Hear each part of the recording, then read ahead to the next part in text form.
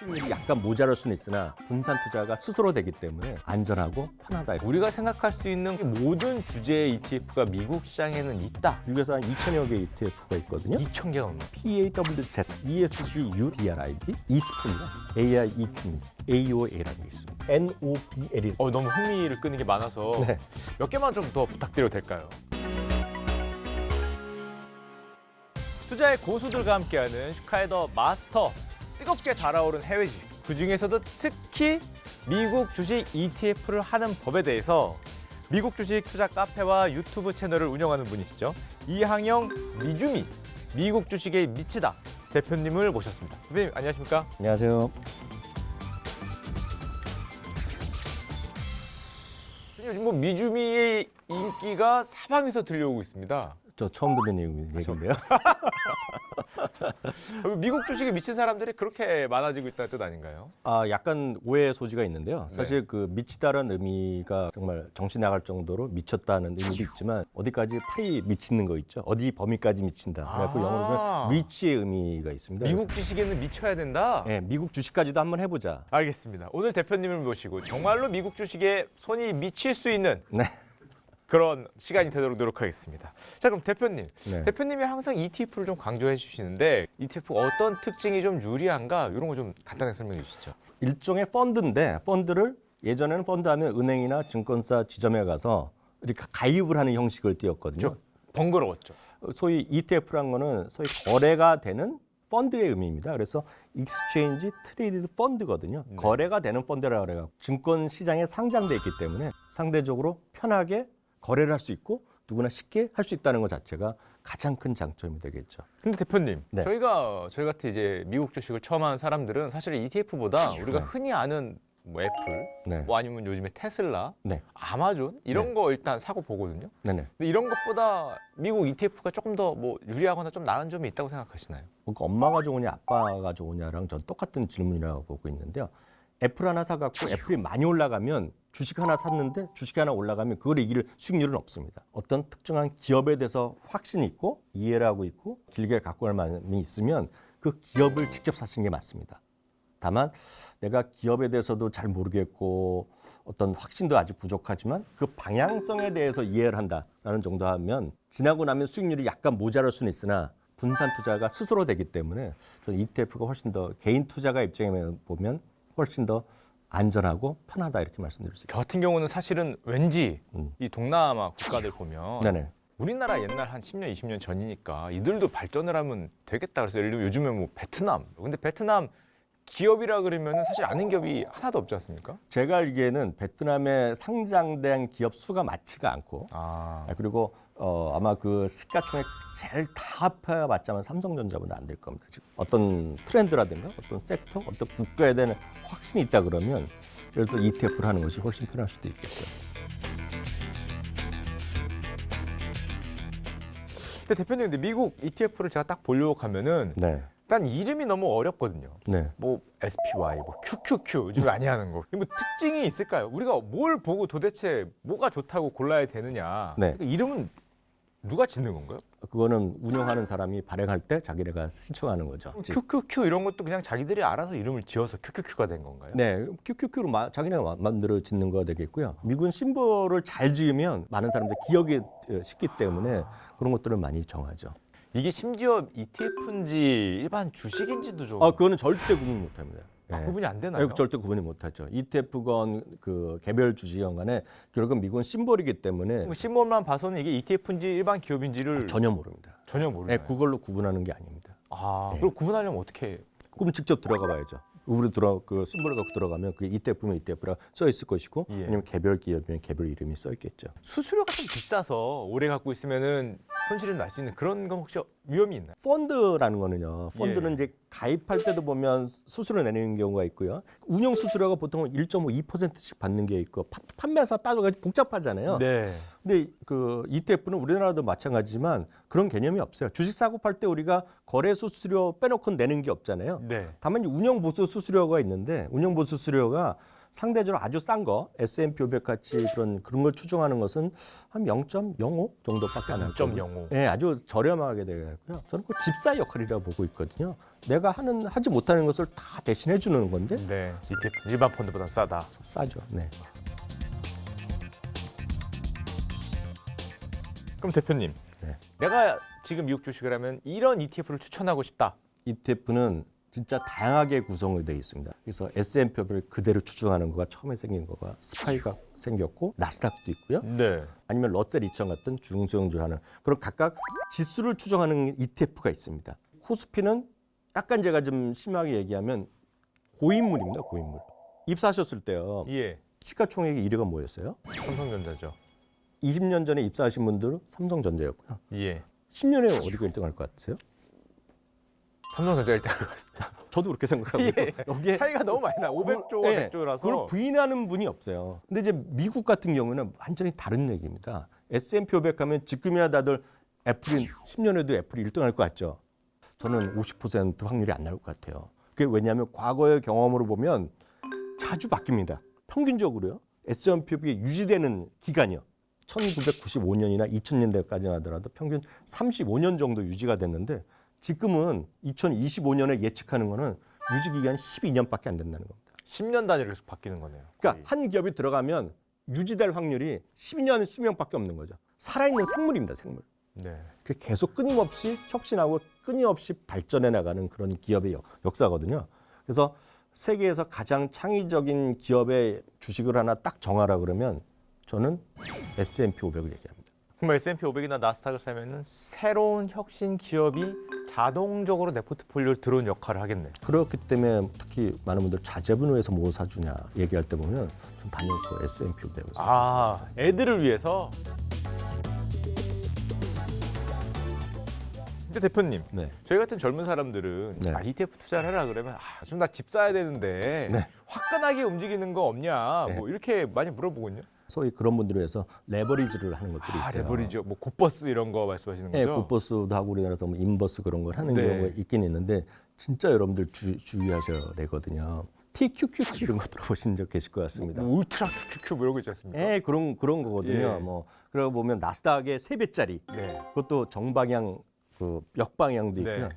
사실 한 4년 전쯤에 미국에서 한 또 자산운용사가 3배 갖고는 부족합니다 그러면서 4배짜리 했었어요. 4배요. 그래서 처음에 우리나라 보면 그 금융위원회 같이 미국에서는 이제 SEC가 있거든요. 네. 1차는 통과됐는데 2차에서는 떨어졌죠. 이거 도저히 안 됐다. 그래서 떨어졌고. 이건 도박이다 그렇게 나온 건가요? 네, 근데 이거는 진짜 여러분들 저는 초보 투자가분들은 3박 4일 쫓아다니면서 하지 말라 그러거든요. 사실 보면 꿈은 좋죠. 지금부터 3배짜리 위로 상방향 본다 그러면 곱하기 3배 하면 6배, 9배 된다고 생각을 하잖아요. 네. 근데 그거는 리니어 상태, 그러니까 직선으로 쭉 올라가면 그렇게 계산이 떨어지고 다들 그렇게 알고 계시는데요. 그 운영하는 방법에 들어가면 절대 그런 것이 아니라 매일매일의 등락폭의 2배, 3배를 갑니다. 네. 무슨 얘기냐면 그건 나중에 계산해 보시면 아실 텐데 100에서 10% 떨어지면 90이 떨어지면 맞잖아요. 예. 떨어지면 70일 떨어지잖아요.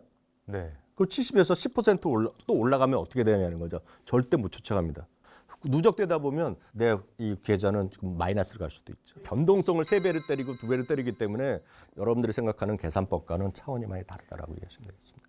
그러면은 2배, 3배짜리는 권하시진 않겠네요. 절대로 안 권하죠. 절대로 안 권하죠. 다만 단기적으로 하는 분들, 특히 기간 투자나 단기적으로 이렇게 매매를 하신 분들은 할 수가 있겠죠. 하루하루짜리를.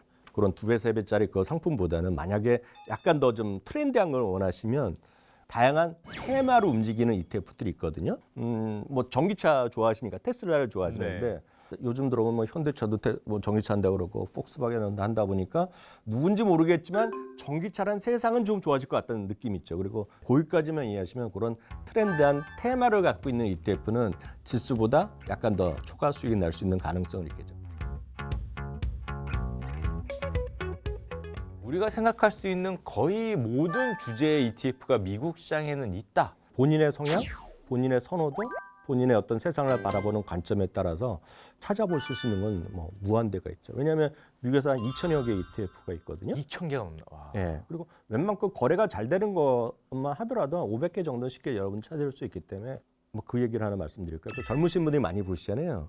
많이 보죠. 예. 경제에 대한 권력뿐만 아니라 사회적 권력이 거의 지금 밀레니얼로 넘어왔잖아요. 그래서 네. 밀레니얼들이 정말 좋아하는 것들, 그런 브랜드를 모아놓은 것이 MILN이라고 있어요. MILL. 네. 저 같은 사람은 그 MILL에 들어간 구성 정보를 보면 네, 보셨어요? 안 될 것 같아요. 왜요? 이해를 못 할 거 아니에요. 아 이거 뭐야? 이걸 왜 사는 거야? 이거 안 될 것 같은데 뭐 이런 거 네. 느낌 있을 것 같은데. 그렇지만 이거는 주식도 그렇고 ETF도 그렇고 저는 절대 선이란 게 없다고 보고 있거든요.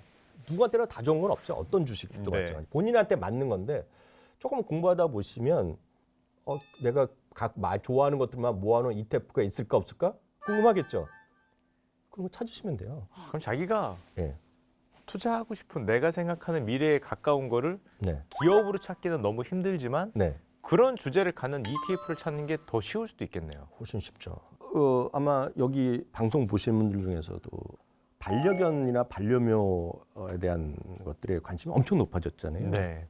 애들이 있는 가구보다 반려견, 반려묘가 있는 가구가 더 많습니다, 미국에. 이미 그렇게 됐나요? 그게 매년 한 15%씩 시장이 커집니다, 미국에서. 펫사업 소위. 그래서 그걸 펫 이코노미라고 그러거든요. 펫 예. 관련된 이코노미. 거기 보면 관련된 뭐 의료 보험도 들어갈 것이고요. 거기 보면 관련된 의약품도 들어갈 것이고. 그래서 PAWZ라는 게 있어요. PAWZ. PAWZ. 예, 거기 보면 그 펫 이코노미에서는 얘네들이 제일 잘 나갈 것 같다고 해서 모아놓은 거죠. 예. 또 하나 말씀드리면 약간 ESG 무브먼트 많이 들으셨잖아요. 아, 그렇죠. 예. 중요하다고 또 하더라고요. ESG. 환경도 환경이고 어떤 사회적 역할 그리고 거버넌스의 그런 역할에서 ESG 무브먼트가 상당히 화두가 되고 있는데요. 그런 거에 잘 그럼 순응하는 기업들을 우리가 좀 편입시키고 그에 좀 맞지 않는 것들, 환경을 파괴하고 있거나 인명을 좀 살상하는 것들, 네. 그런 것들을 좀 배제시키는 것들 하고 있는데 ESGU라는 ETF가 있습니다.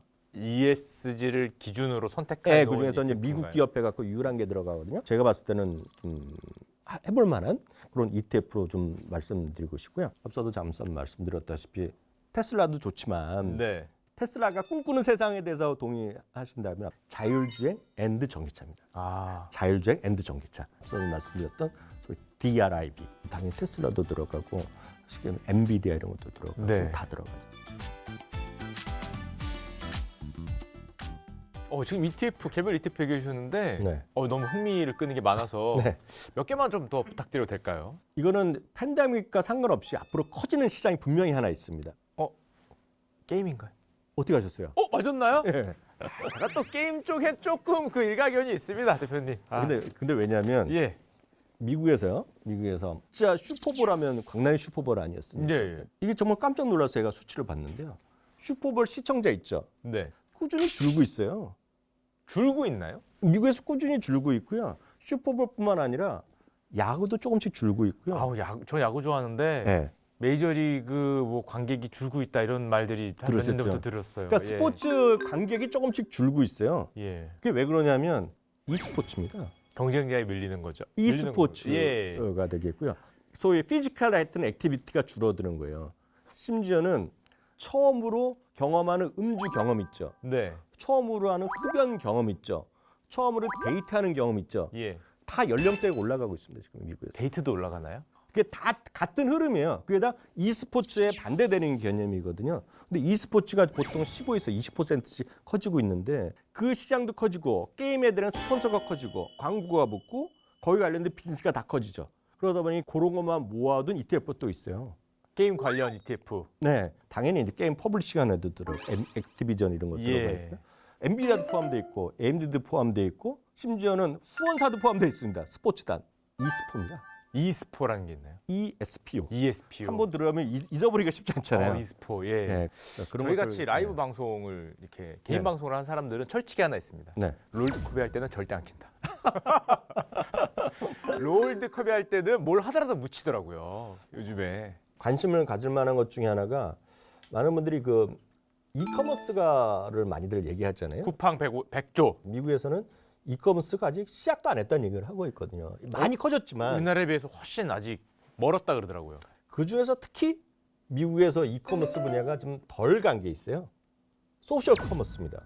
가장 쉽게 선물을 주고받는 방법은 카톡으로 스타벅스 쏘는 거잖아요.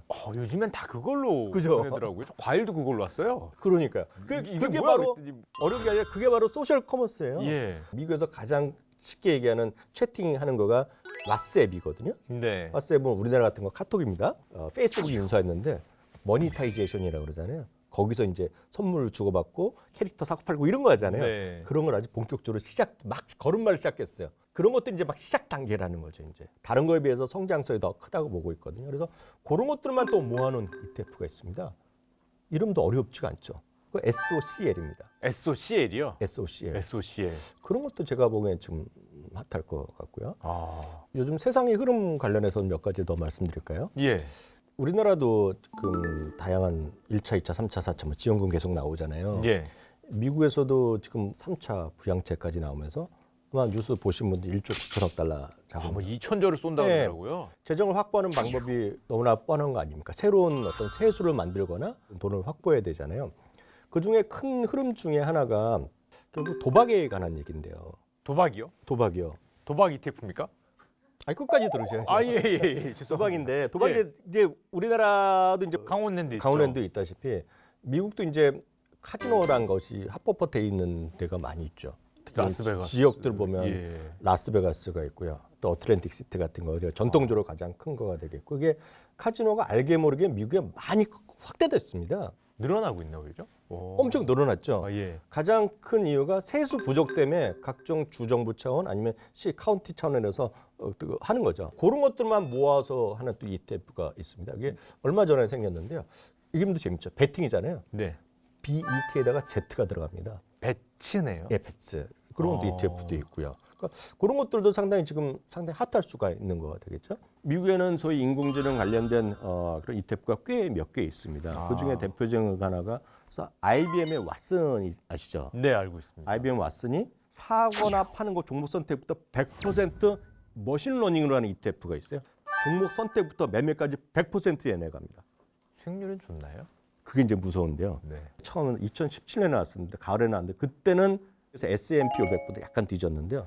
그 다음부터는 계속 이기고 있어요. 조금씩 계속 이기고 있고 작년 올해도 지수 대비 조금씩 더 이기고 있습니다. 이런 표현을 씁니다. 3년 전보다 2년 전에 똑똑했고 2년 전보다 1년 전에 똑똑했고 오늘보다 내일이 똑똑하고 내일보다 10년 후가 더 똑똑해질 거다. 제가 그럴 줄 알고 펀드 매니저 생활을 청산을 하고 유튜브의 세계로 뛰어들었습니다. 잘하신 것 그러니까 같습니다. AI를 못 이길 것 같더라고요. 딱 보니까. 그 ETF 제목도 재밌습니다. IQ보다는 EQ라고 많이들 하잖아요. 네. AI EQ입니다. AI EQ요. 네, 한번 관심 있는 분 한번 보시면 좋을 것 같아요. AI EQ가 자주 바뀝니다. 구성 종목이. 이놈이 장투를 안 하고 단타질을 하나요? 그게 AI가? 멋있는 일입니다. 저도 깜짝 놀랍니다. 이런 못 배운 AI가 그게 사람이 못하는 걸 하는 거죠. 네, 진짜 대박입니다.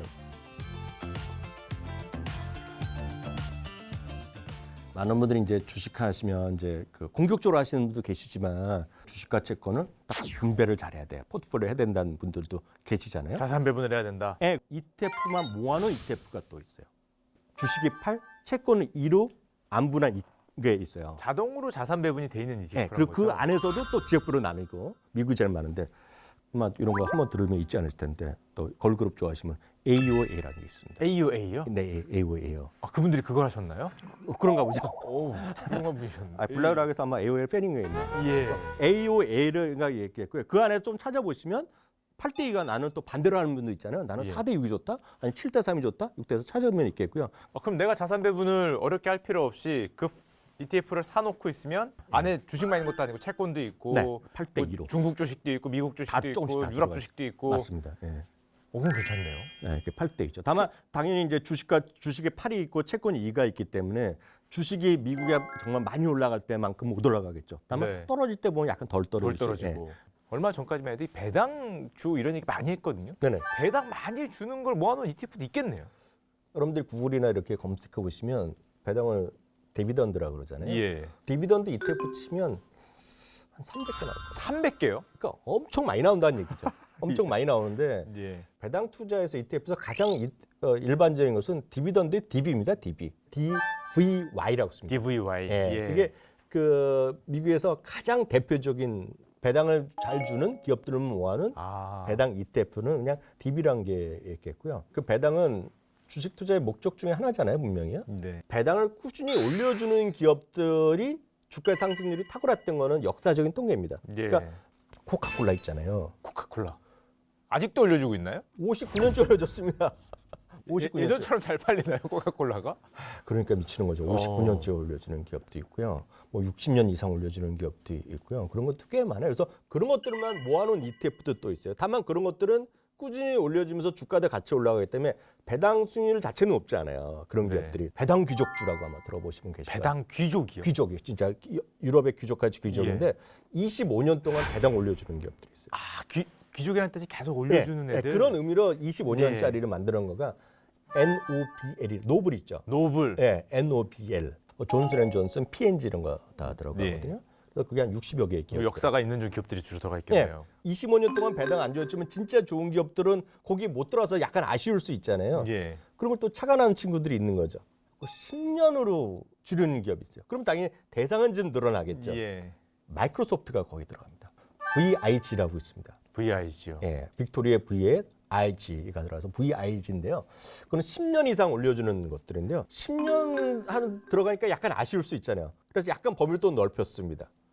그래서 디비던드의 D랑 네. 그로스의 GRO가 들어갑니다. 네. 그거는 10년도 아니고 25년도 아니고 5년만 증가비 올려줍니다. 거기에는 애플이 들어갑니다. 오. 애플도 들어가죠. 애플은 8년 정도 됐을 거거든요. 예. 배당 올려주기 시작한 지가. ETF도 완전히 아이디어 싸움이네요. 이게 아이디어 10년이냐 5년이냐. 예. ARK 많이들 얘기하시잖아요. 예, 요즘에 많이 얘기했죠. 좀 돈나무? 돈누님? 네. 캐시우도 얘기하는데 사실 작년에는요. 그 ARK 인베스트가 지금 평균 수익이 한 150% 났을 겁니다. 1년 동안. 네. 그래서 작년에 10개 ETF 중에 제일 많이 올라가는 것 중에 3개가 ARK 상품이 들어가 있어요. 저는 상당히 핫했거든요. 그럼 많은 분들이 올라갈 땐 좋아하잖아요. 그래서 올해 좀 재미없거든요. 네. 그러면 저게 뭐냐. 지금 왜 이 모양이냐고 얘기하는데 저는 그거에 대해서 상당히 비판적 시각을 갖고 있거든요. ARK 인베스트의 모든 상품은 아주 뚜렷한 투자 철학이 있고 뚜렷한 운영 방침이 있고 뚜렷한 종목 선택의 기준이 있어요. 이걸 아시는 분이 없어요. ARK 모든 ETF는 아예 벤치마크가 지수가 없다는 것을 캐시우드가 강조합니다. 딱 하나밖에 없어요. 앞으로 5년 동안에요. 연평균 15% 수익이 낼 만한 것들이 유일한 허들입니다. 자기네가. 연평균 15%가 5년 간다는 거는 쉽게 해서 5년 동안에 자기네 자산 수익 가치가 100% 간다는 얘기거든요. 네. 그거가 자기네가 허들이고 장기적으로 연 15% 수익을 내겠다는 사람의 입장이다 보니까 오히려 단기적으로 보면 적자가 나더라도 적극적으로 투자를 하는 걸 강조합니다. 캐시우드가 보통 때 인터뷰하거나 이렇게 강의할 때 보면 지금 당장의 수익은 중요하지 않다는 거예요. 뭐든지 어떤 주식을 하건 ETF를 하건 간에 ARK를 좋다 나쁘다를 떠나서 ARK를 ETF 사신 다음에 후회하고 약간 비판적으로 얘기하신 분은 이해를 못 하신 거다. 이렇게 말씀드릴 수 있겠네요. 이 지금까지 설명해 주신 ETF를 미국 ETF를 우리 개미들이 아마 관심을 가지고 볼 것 같은데 이 투자 원칙을 혹시 말씀해 주실 수 있을까요? 첫 번째는 이해를 하시고 이해하고. 그다음에 중요한 게 전 모두 확신의 변수라고 보고 있거든요. 확신이 없으면 일도 하시면 안 됩니다. 세 번째는 시간이죠. 시간. 주식을 타이밍의 예술이라고 얘기하잖아요. 네. 전 진짜 반대하거든요. 타이밍의 예술은 타이밍만큼 뭐 맞추기 어려운 게 없더라고요. 타이밍 예술이 아니라 주식은 타임의 예술입니다. 테마 같은 경우는 그래도 상대적으로 한 3개월, 6개월 정도 보시면 이렇게 빠르 맞을 수 있죠. 그거는 네. 트렌드라는 것들은 바뀔 수가 있잖아요. 네. 그러니까 그런 것들은 좀 상대적으로 짧게 보셔야 되겠지만 웬만한 종목이나 이런 것들은 길게 2, 3년 보셔야 되겠고 그래서 장기적으로 볼 때 타이밍보다 우군입니다. 우군. 브랜드로 바뀌는 네, 거네요. 우군이죠.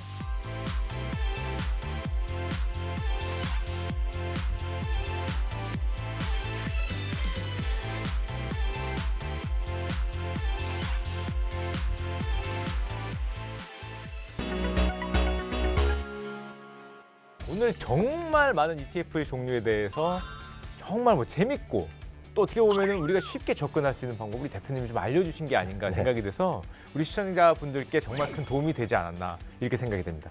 하나금융과 함께하는 슈카이더 마스터. 다음 시간에는 더욱더 알차고 더욱더 새롭고 더욱더 재밌는 내용으로 다시 찾아뵙겠습니다. 대표님 감사합니다. 감사합니다. 금리 인상, 인플레이션, 요즘 이런 우려가 너무 커지고 있는데요. 갓건영이라고 불리시는 오건영 부부장님 모셨습니다. 내 주식 이거 왜 안 올라가는 겁니까? 금리가 올라오는 거를 딱 눌러주고 있었는데 중앙은행이 싹 손을 떼니까 금리가 위로 용수철처럼 위로 툭 튀어오르는 어디서 거죠. 손을 뗐습니까? 이런 얘기를 했어요. 나쁜 놈들이라고 하는데. 그럼 금리가 올라가면 악재네? 라고 생각할 수 있지만 꼭 그런 것만은 아니에요. 소비가 증가하면 기업들이 돈을 벌게 되고 경기도 좋아지고 기업은 또 투자를 늘리고 금리가 올라가더라도 성장이 세게 나오면서 아름답게 금리가 올라가는 경우 있잖아요. 주식시장이 진짜 괜찮게 갑니다. 근데 이런 경우가 있어요. 실물 경기가 별로 안 좋은 상태에서 원자재 가격이 뛰잖아요. 매출액은 똑같은데 비용이 늘죠. 그럼 손익이 꺾이게 됩니다. 그럼 주식시장에는 악재로 작용하죠. 되게 나쁜 금리 인상, 나쁜 인플레이션. 요즘에 보이는 인플레이션은 좀 좋은 인플레이션 쪽에 가깝나요? 나쁜 인플레이션 쪽에 가깝나요? 물 한 모금 마시고 하겠습니다. 예. 화끈하게 질러주세요. 좋다 이게 나쁘다. 지금 금리가 뛰고 물가가 올라가는 가장 큰 이유 중에 하나가